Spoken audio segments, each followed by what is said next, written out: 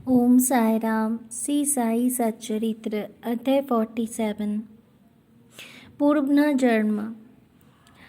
वीरभद्रप्पा और चेन बासप्पा, सर्प और मेंढक की वार्ता।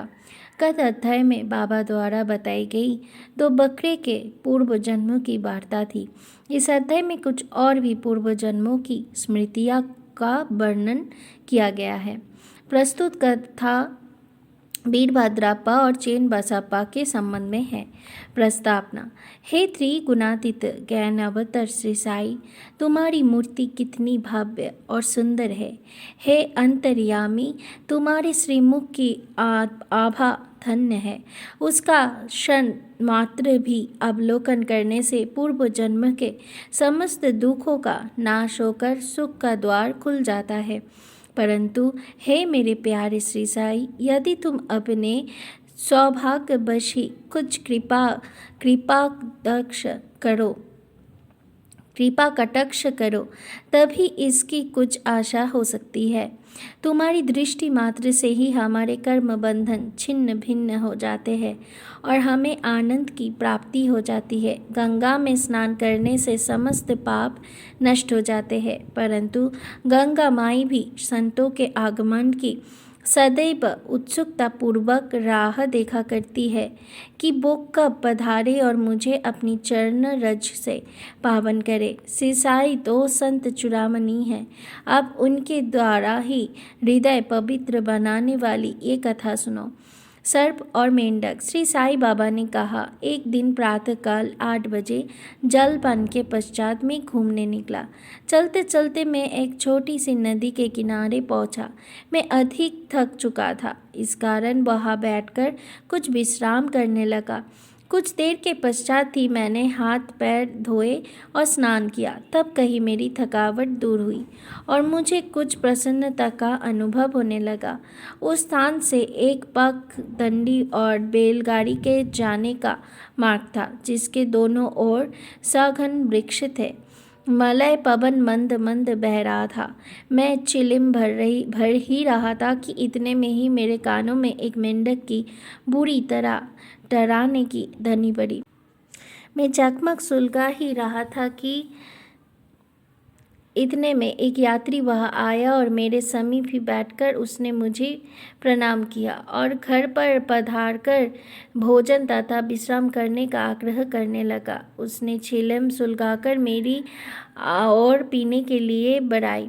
मेंढक के दर्शन ठहरने की ध्वनि सुनकर वह उसका रहस्य जानने के लिए उत्सुक हो उठा।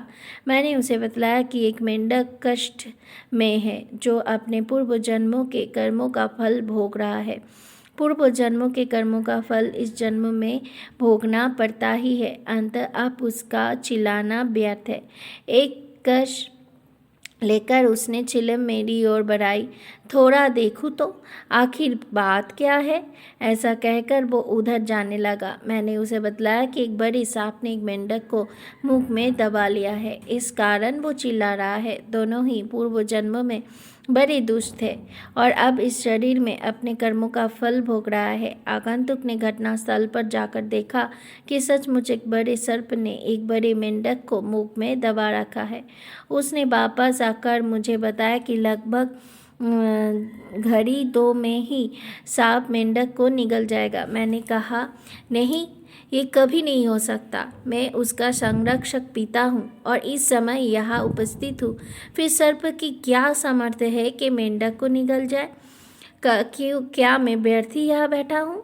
देखो, मैं अभी उसकी किस प्रकार रक्षा करता हूँ। दोबारा चिलिम पीने के पश्चात हम लोग उस स्थान पर गए।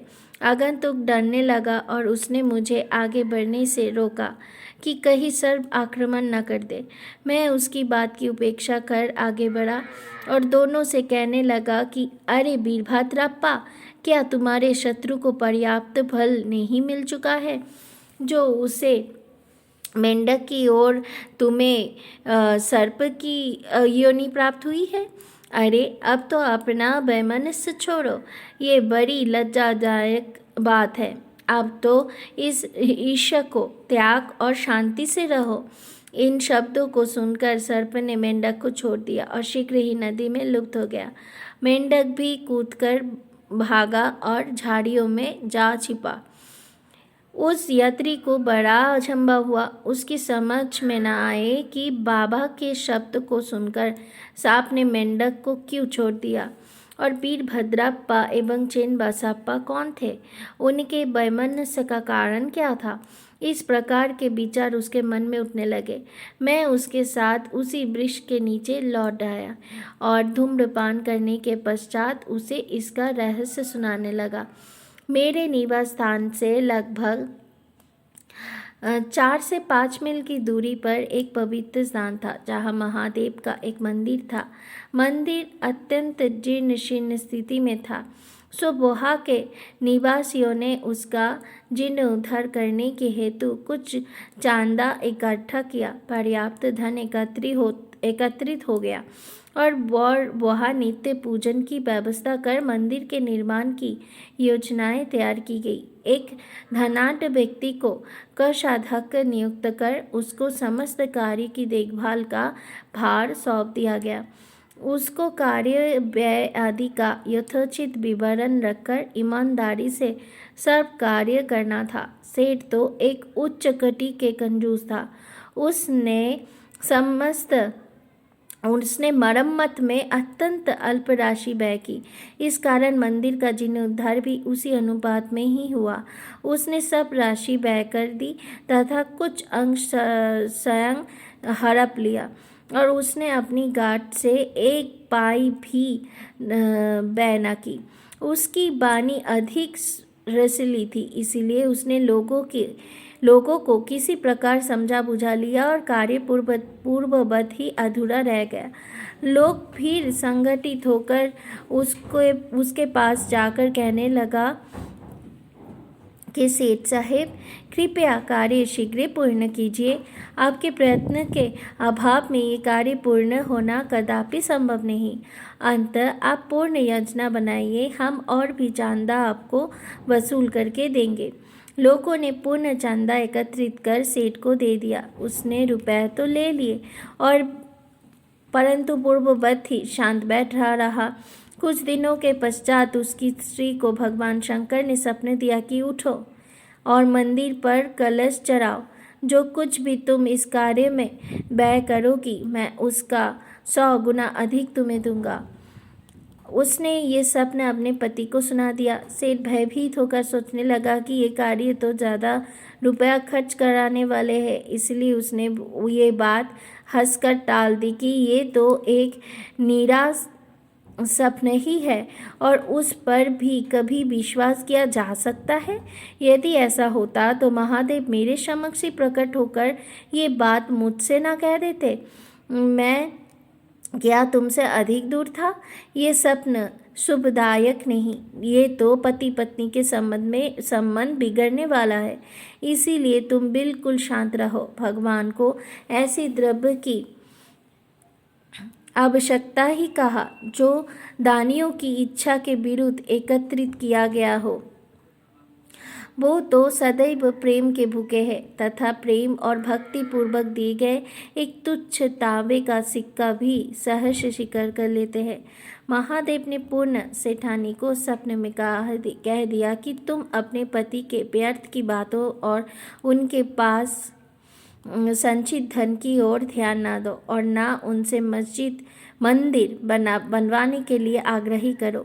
मैं तो तुम्हारे प्रेम और भक्ति का ही भूखा हूँ। जो कुछ भी तुम्हारी व्यय करने की इच्छा हो तो अपने पास से करो। उसने अपने पति से विचार विनिमय करके अपने पिता से प्राप्त आभूषणों को विक्रय करने का निश्चय किया। तब कृपन सेठ अशांत हो उठा। इस बार उसने भगवान को भी धोखा देने की ठान ली। उसने कौड़ी मोल केवल 1000 रुपये में ही अपनी पत्नी के समस्त आभूषण स्वयं खरीद डाले और एक बंजर भूमि का भाग मंदिर के निमित्त लगा दिया, जिसे उसकी पत्नी ने भी चुपचाप स्वीकार कर लिया। सेठ ने जो भूमि दी वो उसकी स्वयं की न थी, वरन एक निर्धन स्त्री दुबकी की थी, जो इसके यहाँ 200 रुपये में गहन रखी हुई थी। दीर्घकाल तक वो ऋण चुकाकर उसे वापस न ले सकी। इसीलिए उस धृत कृपण ने अपनी स्त्री दुबकी और भगवान को धोखा दिया। भूमि पर पदशीली होने के कारण उसमें उत्तम ऋतु में कोई भी पैदावार न होती थी। इस प्रकार ये लेन देन समाप्त हुआ। भूमि उस मंदिर के पुजारी को दे दी गई, जो उसे पाकर बहुत प्रसन्न हुआ। कुछ समय के पश्चात एक विचित्र घटना घटित हुई। एक दिन बहुत जोरों से झंझावात आया और अति वृष्टि हुई। उस कृपण के घर पर बिजली गिरी और फलस्वरूप पति पत्नी दोनों की मृत्यु हो गई। दुबकी ने भी अंतिम सांस छोड़ दी। अगले जन्म में वो कृपण मथुरा के एक ब्राह्मण कुल में उत्पन्न हुआ और उसका नाम वीरभद्रप्पा रखा गया। उसकी धर्मपत्नी उस मंदिर के पुजारी के घर कन्या होकर उत्पन्न हुई और उसका नाम गौरी रखा गया। दुबकी पुरुष मानकर मंदिर के सेवक के वंश में पैदा हुए और उसका नाम चेन बसप्पा रखा गया। पुजारी मेरा मित्र था और अधिकांश मेरे पास आता जाता, वार्तालाप करता और मेरे साथ छिलिम पिया करता था। उसकी पुत्री गौरी भी मेरी भक्त थी। वो दिनों दिन सयानी होती जा रही थी, जिससे उसका पिता भी उसके हाथ पीले करने की चिंता में रहते थे। मैंने उससे कहा कि चिंता की कोई आवश्यकता नहीं, वर स्वयं तुम्हारे घर लड़की की खोज में आएगा। कुछ दिनों के पश्चात ही उसी की जाति का वीरभद्रप्पा नामक एक युवक भिक्षा मांगते मांगते उसके घर पहुंचा। मेरी सम्मति से गौरी का विवाह उसके साथ संपन्न हो गया। पहले तो वो मेरा भक्त था, किंतु अब वो कृतज्ञ बन गया। इस नतुन जन्म में भी उसकी धन तृष्णा नष्ट न हुई। उसने मुझसे कोई उद्योग धंधा सुझाने के लिए कहा, क्योंकि इस समय वो विवाहित जीवन व्यतीत कर रहा था। तभी एक विचित्र घटना हुई। अचानक ही प्रत्येक वस्तुओं के भाव ऊपर चढ़ गए, उच्च चढ़ गए। गौरी के भाग्य से जमीन की मांग अधिक होने लगी और समस्त भूमि 1 लाख रुपयों में आभूषण के मूल्य से 100 गुना अधिक मूल्य में बिक गई। ऐसा निर्णय हुआ कि 50,000 रुपये नगद और 2,000 रुपये प्रति वर्ष किस्तों पर चुकता कर दिया जाएंगे। सबको ये लेन देन स्वीकार था, परंतु धन में हिस्से के कारण उनमें परस्पर विवाद होने लगा। वो परामर्श लेने मेरे पास आए और मैंने कहा कि ये भूमि तो भगवान की है, जो पुजारी को सौंपी गई थी। इसकी स्वामिनी गौरी ही है और 1 पैसा भी उसकी इच्छा के विरुद्ध खर्च करना उचित नहीं है, तथा उसके पति का इस पर कोई अधिकार नहीं। मेरे निर्णय को सुनकर वीरभद्रप्पा मुझसे क्रोधित हो गए और कहने लगा कि तुम गौरी को फुसलाकर उसका धन हड़पना चाहते हो। इन शब्दों को सुनकर मैं भगवत नाम लेकर चुप हो गया। वीरभद्र ने अपनी स्त्री को पीटा भी। गौरी ने दोपहर के समय आकर मुझसे कहा कि आप उन लोगों के कहने का बुरा न माने। मैं तो आपकी लड़की हूँ, मुझ पर कृपा दृष्टि ही रखे। बस इस प्रकार मेरी शरण में आई तो मैंने उसे वचन दे दिया कि मैं 7 समुद्र पार कर भी तुम्हारी रक्षा करूँगा। तब उस रात्रि को गौरी को एक दृष्टांत हुआ। महादेव ने आकर कहा कि ये सब संपत्ति तुम्हारी ही है और इसमें से किसी को कुछ ना दो। चेन बसप्पा की सलाह से कुछ राशि मंदिर के कार्य के लिए खर्च करो। यदि और किसी भी कार्य में तुम्हें खर्च करने की इच्छा हो तो मस्जिद में जाकर बाबा के परामर्श से करो। गौरी ने अपना दृष्टांत मुझे सुनाया और मैंने इस विषय में उचित सलाह भी दी। मैंने उससे कहा कि मूलधन तो तुम स्वयं ले लो और ब्याज की आधी रकम चेन बसप्पा को दे दो। वीरभद्रप्पा का इनमें कोई संबंध नहीं है। जब मैं ये बात कर ही रहा था, वीरभद्रप्पा और चेन बसप्पा दोनों ही वहाँ झगड़ते हुए आए। मैंने दोनों को शांत कराने की प्रयत्न किया तथा गौरी को हुआ महादेव का सपना भी सुनाया। वीरभद्रप्पा क्रोध से उन्मत्त हो गया और चेन बसप्पा को टुकड़े टुकड़े कर मार डालने की धमकी देने लगा। चेन बसप्पा बड़ा डरपोक था। वो मेरे पैर पकड़कर रक्षा की प्रार्थना करने लगा। तब मैंने शत्रु के पास से उसको छुटकारा करा दिया। कुछ समय पश्चात ही दोनों की मृत्यु हो गई। वीरभद्रप्पा सर्प बना और चेन बसप्पा मेंढक। चेन बसप्पा की पुकार सुनकर और अपने पूर्व वचन की स्मृति करके यहाँ आया और इस तरह से उसकी रक्षा कर मैंने अपने वचन पूर्ण किए। संकट के समय भगवान दौड़कर अपने भक्तों के पास जाता है। उसने मुझे यहाँ भेजकर चेन बसप्पा की रक्षा कराई। ये सब ईश्वरीय लीला है। शिक्षा, इस कथा की ये शिक्षा है कि जो जैसा बोता है वैसा ही काटता है, जब तक कि भोग पूर्ण नहीं होते। पिछला ऋण और अन्य लोगों के साथ लेन देन का व्यवहार जब तक पूर्ण नहीं होता तब तक छुटकारा भी संभव नहीं है। धन तृष्णा मनुष्य का पतन कर देती है और अंत में इससे भी वो विनाश को प्राप्त होता है। ओम श्री सद्गुरु साईनाथ नमः।